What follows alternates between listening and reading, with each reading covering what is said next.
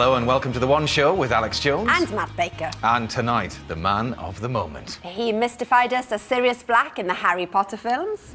He'll shortly be back as Commissioner Gordon in Batman. And last night he led a cast of British talent at the premiere of Tinker Tailor Soldier Spy. It's Gary Oldman. Gary,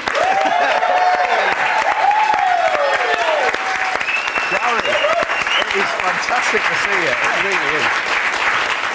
So premiere last night. Yes. How was it? Was it a good night? Yeah, it was. It was. I don't. After about 11 o'clock, I don't really remember very much. No, I sure. I had arrived that day from Los Angeles, Right. so I got in about noon and had a kip, Right. and then it was walking the red carpet and. Well, everybody's talking about it was so. it was Yeah. very well received. Yeah, and I mean, you're hotly tipped for an Oscar with this one. I mean, does that pile the pressure on you, or do you just kind of say, oh, well, you know?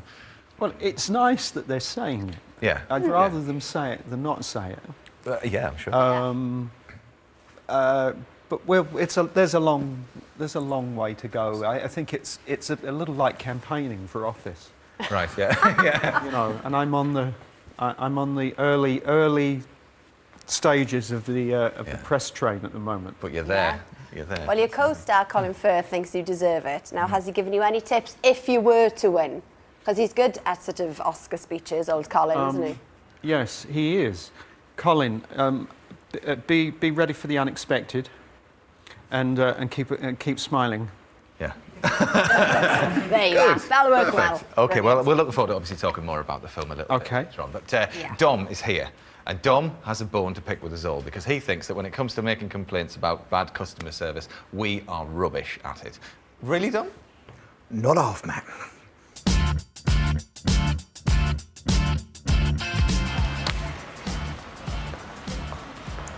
We're not very good at complaining in this country.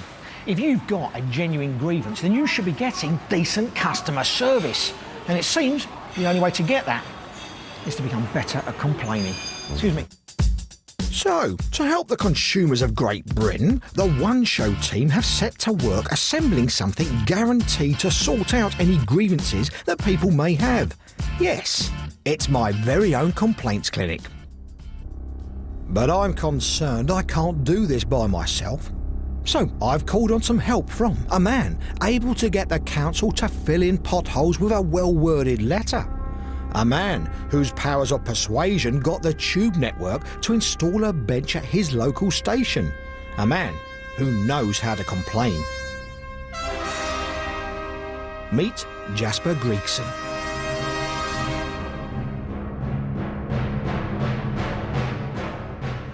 Jasper, where do you draw the line? When's it worth complaining and when's it not? I think there's a big difference in whinging and complaining. I think whinging is sort of generally moaning and doing nothing about it. Complaining is about effectively communicating when you're really upset. Now, of course, every complaint is different, every company or individual is different, so let's see what people are moaning about today, shall we? Don't put up with poor customer service. Join the complain campaign. What's your problem? Speaking to mobile phone service providers and trying to get a different contract. You have to be quite bold with mobile phone companies, and the thing you have to threaten is walking away. That's the one bit that they don't like, and often they'll say, well, we'll put you through to our retentions department. They value you as a customer. And they're specialists whose job is to keep you there. To keep you there. They lose. If you walk away, they lose. What have you experienced? Just getting a delivery. We waited in first, it didn't turn up. We waited again, it didn't turn up. That's typical. And then when they did finally bring a chair, they refused to bring it up the stairs. OK, write to them at head office and just describe the story and say, look, you resolved it in the end, but this is rubbish. So write to them, even though it's sorted out? Even though it's sorted out, write to them. Don't say particularly that you want anything, but just say, I look to you for a gesture of goodwill. Convince me that you really care. And see if you even get a reply. If you don't even get a reply to that letter, you know what? Never, ever go there again. But just see what they do. Have you got something you're unhappy about? Now, one thing that really seems to frustrate consumers when they do have a complaint is trying to get through to someone to speak to on the phone.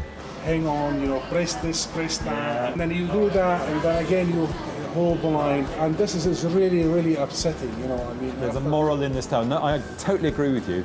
The answer is this. Do not waste your time with those call centres. The answer is to write in.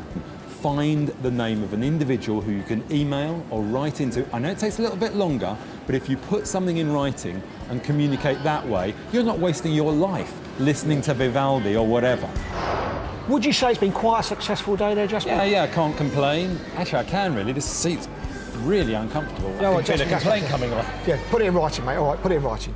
I love that line. I look to you for a gesture of goodwill. I'm going to try that one. Passive aggression. Yeah. Aggression. That's it. Gary, are you a good complainer? Do you... A good complainer? Yeah. I'm not really a complainer. No? In the car, quietly to myself. Right. Yeah. Internal complainer then. Yeah. I will curse drivers. It's funny that 'cause 3 times more women complain than men. No. Yes, it's true. Of course we do, It's been because we're proved. proactive, Dom, that's why. Us men brush under the carpet, I think, don't we? But listen, we've established that we're not very good at complaining. But what about the companies then? Are they good or bad at responding to There our is complaints? good, there's bad, and there's some ugly, Alex. Let's talk about TalkTalk. They've just been awarded a Wooden Spoon Award for the worst customer service. A quarter of their customers, 1 in 4, are unhappy with their landline and their broadband service. I mean, that's pretty poor, isn't it? Yeah. On top of that, you've got British Gas, just been fined £2.5 million for not handling people's complaints properly. You've got Ofgem investigating npower and EDF. You've got RBS Bank this year was fined in January £2.8 million. The list goes on and on and on and on. These companies need to sit up and listen. Because I'll tell you something, 70% of people who were surveyed said if somebody handled a complaint well, they would recommend that company to their friends. OK, and the good ones?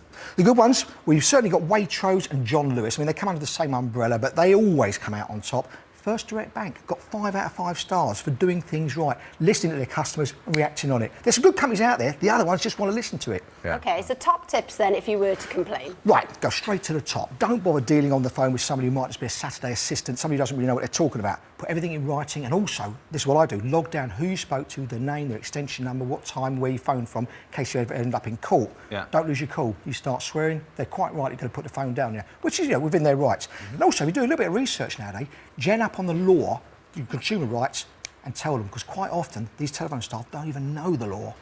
Especially when it comes to things like Sales of Goods Act. I quote, they go, no, it's under warranty. I say, no, it's not. It's covered by the Sales of Goods Act. So do a little bit of research. It always pays dividends. In America, it seems like quite a few companies get it right on the customer service thing. But do you think that's because of tips? Yes, I think so. But it's expected. There's a level of customer service that is just now part. It's part of the fabric there. Yeah. It's great, isn't it? It's in the culture. You must see a big difference when you come back over here. Yes. Yeah, I guess so. I still find the thing very confusing with the restaurants and things where I still tip. What, the whole gratuity thing? I still sort of cash tip on top of the tip already. Yeah. I'll tell you what, the flip side to that, though, of course, is if in America service is great because they are relying on the tips, but if you don't tip enough, they're the first one to complain, and they'll tell you so, won't they? I've had that because I'm a bit tight, And I put it down, they go, not enough, and I go, well, another $1, So, well, talking of service, we're moving on to the Secret Service Yes, now. we are. Oh, nice. Now,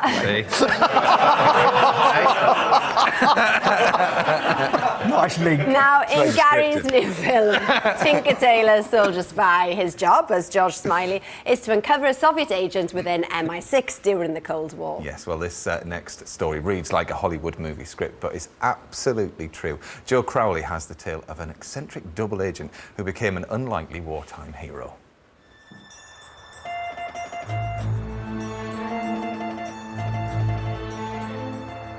Bletchley Park played a vital role in the Allies' intelligence efforts in the Second World War.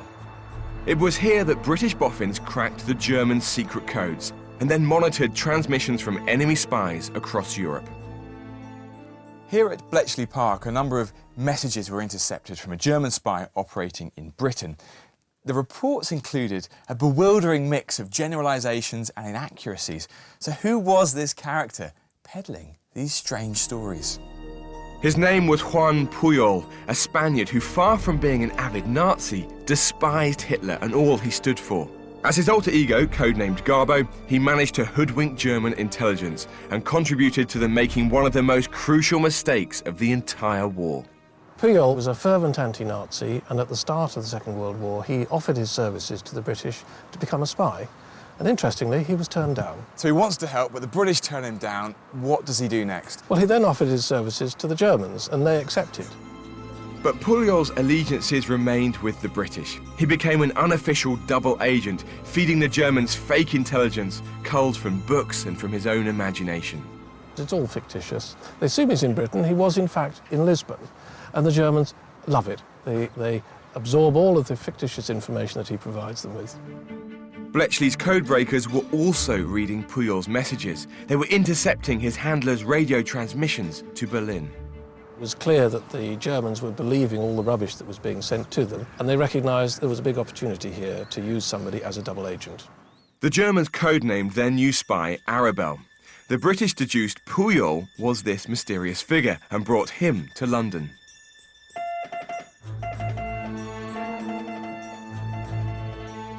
Bill Bristow's father, Desmond, worked for the security services in World War II. My father, being part of MI6, interviewed him for 5 days and cross-questioned him, went through all the details of why he'd done, where he'd been, and realised after the 5 days this guy could be an amazing asset to espionage, counter-espionage and deception, and recommended that a Spanish speaker become his case officer, who, funny enough, was Tommy Harris, who was my godfather. Tommy was an incredibly imaginative man with the imaginative mind of Juan Pujol. Just a great combination. Together, they concocted a network of 27 fictitious agents who filed hundreds of reports destined for Berlin. They contained details of mainly non-existent troop movements, although in the case of the torch landings in North Africa, they supplied a report that was totally accurate, but with a catch. They wrote it and dated it 3 days before the landings, but they made sure it arrived 2 days after the landings. And the Germans say, this is fantastic, this guy is brilliant. Unfortunately, you're 2 days late and there's nothing we can do about it now anyway.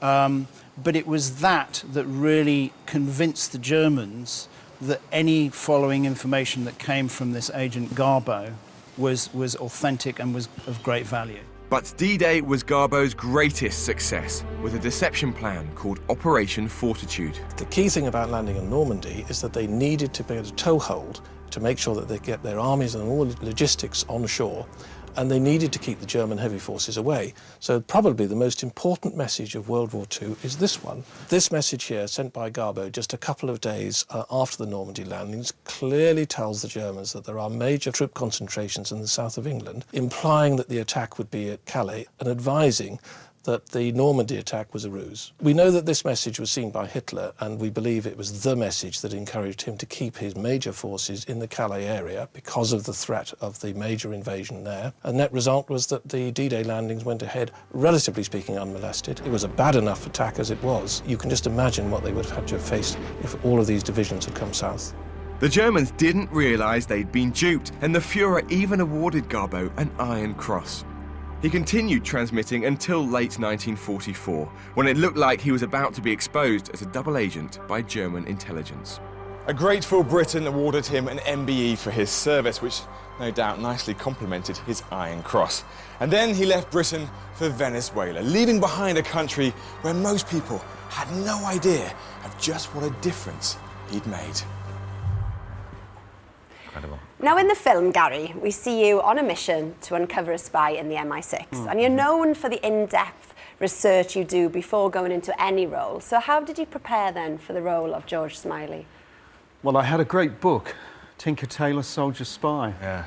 And it's all there in the book if you want to know how to play George Smiley. You know, I didn't work much outside of the script, the book. And of course, I had access to John le Carre. Yeah. So he was there as a resource if we needed it, and he was always at the end of the phone to answer questions. Yeah. And I went and I met him, and studied him, stole a little. But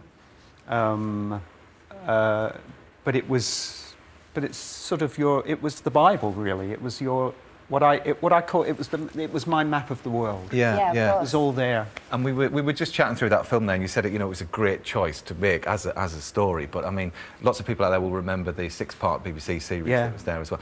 Played your character by Sir Alec Guinness. Yeah. So was that quite difficult to sort of shake that image off? Well, it may surprise you. I didn't say yes to it immediately. It is a fantastic role and a great opportunity, and I'm very happy I said yes. Yeah. Was it because the of ghost of Guinness was very it? much there. Yeah. It was so popular, and I'm old enough to remember seeing the series, and you would adjust your social calendar. Yeah. To stay in the age before, TiVo and DVDs and VHS, and it was very much beloved. Well, his interpretation. Yeah, of course. The film is released nationwide in cinemas from Friday, so let's have a look at your version of George Smiley. Okay. He's a double, George. There is no Mo. The whole thing's been thought up by Moscow. Carla bought him for £30,000.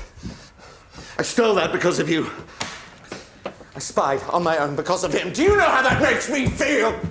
Ricky, you said you sent the circus a telegram concerning Arena's information. That's right. What was the date? He doesn't know the date because there was no telegram. The whole thing is a fabrication. 20th of November. Must have been the 20th of November evening. Arena kept telling me in Moscow Center everybody on the top floor was laughing themselves sick. She told me Carla was very proud. November 20th is missing. I mean, he's so calm and so collected to that. I mean, there's a great the style of the whole film as well. It's kind of it's cold and you're swimming, aren't you, in really cold water? Oh, the Hampstead Pond. Yeah. That must have been horrendous to film. Oh, October. Yeah. But I couldn't complain, could I? There's 80-year-old geezers in there swimming. Yes. And nobody was making a fuss, just everybody was swimming away. And they're all calmly. sort of yes, they're all swimming. In fact, Benedict Cumberbatch. Yeah. Good lad, Benedict. Yeah. He dove in first. He made me a promise, and he said that he would jump in. He wasn't filming that day. Right. And he said, "But I'll come in with you." What a great story. And he was the first in, and then he got out and said to the stills photographer, he said, "Whatever you do, don't tell Gary." Free. Well, the thing that honestly really strikes me about is how different you can be in different roles. Let's just have a little look at you as Sirius Black in Harry Potter, because it's incredible. Sirius Black, wow.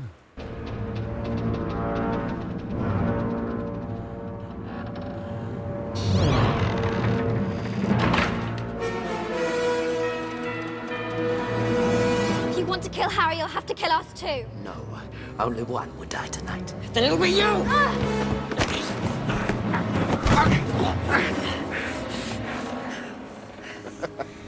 Are you going to kill me, Harry? Well, not many grown men would like to carry Potter pinning down. I know. No. It's, well, one's a sitting down role, the other one's a standing up role. Right.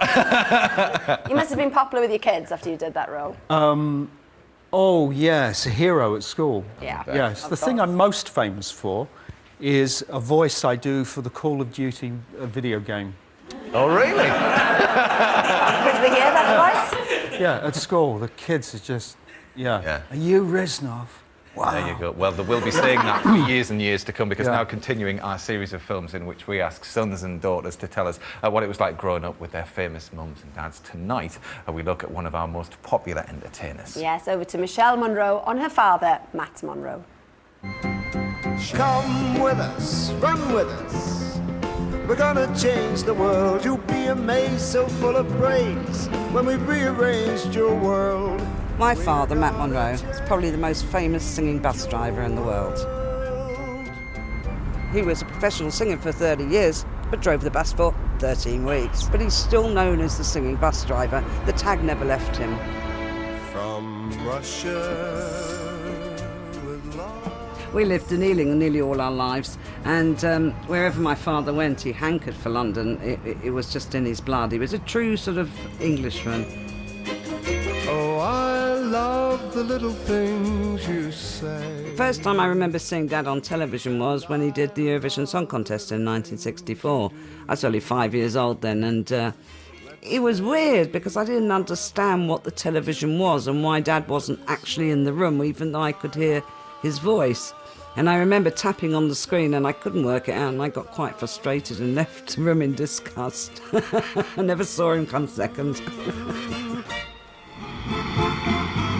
I first remember seeing Dad at Talk of the Town, which was one of his favourite venues, and he walked on with this lone spotlight just lighting him. And he was very small in height, and yet there was this sort of giant on the stage. And everybody started applauding, and I thought, well, OK, that's my dad.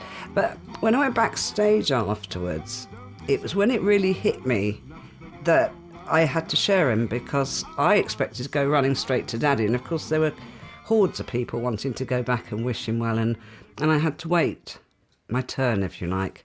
And I realised, I had to share him with the world. And that was a little bit of a tough lesson as a kid. She walks like As a child, I lived in America for just over a year. I was about 7, and can you imagine, you came home from school, went in the swimming pool. It was fantastic. But sadly, Daddy was very British, and he missed it greatly. And he missed recording with George Martin, of course, Sir George now, and who he was with well before the Beatles. Yesterday, all my troubles seem so far away. He did famously record Yesterday. In fact, he had the hit with it. But actually, my favourite Beatles track was little later on. And he said, come on, let's go into the studio, come with me. And I'd never been to a recording studio. It was all hustle and bustle, and there was all these musicians, tooting up and getting ready. And suddenly George Martin just tapped his baton, and it just went really quiet, just like that. And Daddy beckoned me over, held my hand, and sang Michelle to me. Michelle, my belle. And it was actually that cut that was pressed and released to the market. A very special moment. You don't forget memories like that. Family life was difficult to explain because Daddy wasn't there for 9 months out of every 12. He had to travel. And I missed him greatly because, it's a long time to be without your father. I have stacks of telegrams for all the missed birthdays and special events. He missed Mummy greatly. I mean, they were joined at the hip. And it was very, very lonely for him. Born free. Drinking was a staple of an entertainer's life, and my father loved to kick back and socialise.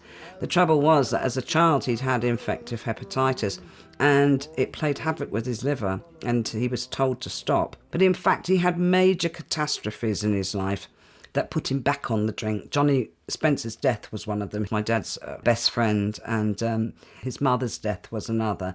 And so all those sort of things pushed him back to going for the bottle at the end of the night. He was 54 when he died. But of course I am blessed to have cine footage, loads of photographs, and of course I've got my father's voice on record, which of course most families aren't lucky enough to have.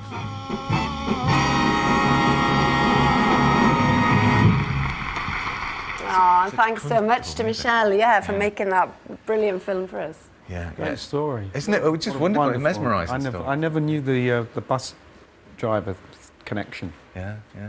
So, I mean, it's an interesting topic, this, isn't it? Your children and the work that you do. I mean, how much of the work do you allow your children to actually see of yours? I mean, have they seen much of it? Well, little Charlie, he's 12 now. When the Dark Knight came out, I wouldn't let him see that. No. He would have been 9.5 or 10. Yeah. And there's some images and things in that. I think that the wonderful late Heath Ledger, it was. I considered that a little too scary for him. Yeah. So how much of what you do are they aware of then? What do they think you do? Well, Harry Potter. Yeah. Yeah. And then of course I've died in a lot of movies. Right. And they roll their eyes and say, if I get a new job. And they say, do you die in this one, Dad? Aww. But away from films, how do you think they describe you as a dad? I'm weird, funny weird. Very stylish, though. Yeah, funny weird, you know, in a good, weird in a good way. Yeah. And speaking of family, not many people know this, but your sister, of course, is Big Mo on EastEnders. Yeah. Yeah? Do you follow EastEnders? No. Well, she does have a phantom boyfriend at the moment called Fat Elvis. She got a boyfriend called... Hey. Have you not met I him? don't really follow it myself either. I've heard about the... yeah. You'll have to get Fat Elvis over for tea. No, I've heard about... He's got a dog that lets you in but won't let you leave. There you go.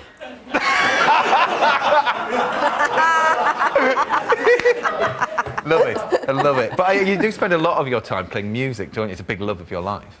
Yeah, fact, music is... I mean, I remember listening to Monro. Yeah. My mum used to listen to it. My sisters had those records, and he was like our Sinatra, wasn't he?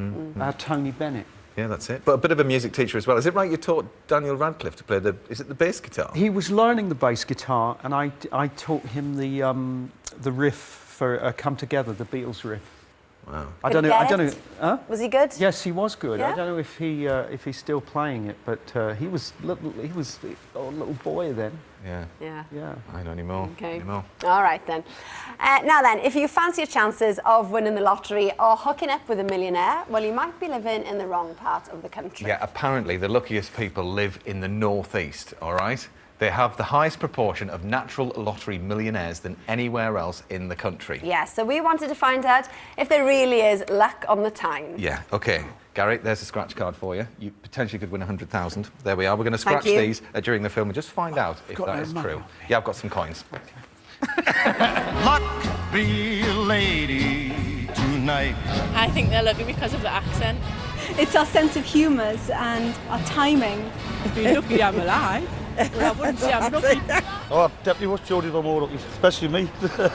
I think Geordies are lucky because they're more friendly, more open with people.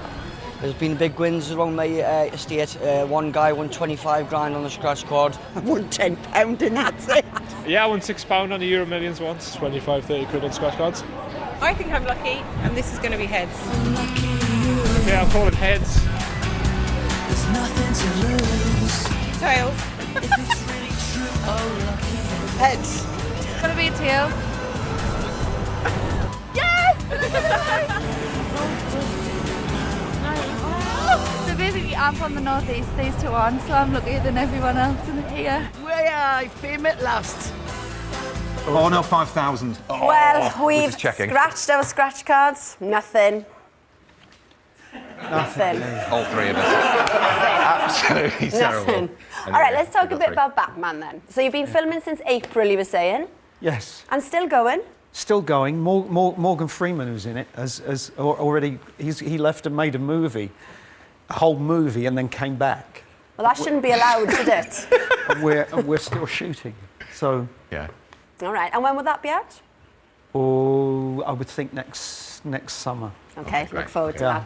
Well, that's all for tonight. A pleasure to have you here, Gary. All the best. Thank you. For Tinker Tailor Soldier Spy, which will be in cinemas on Friday. Tomorrow, the Queen of Poetry will be here, Pam Ayres. And this little menacing Met, Roxy.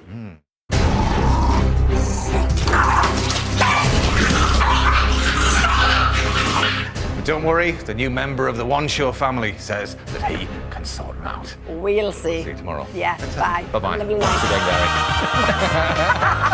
Gary.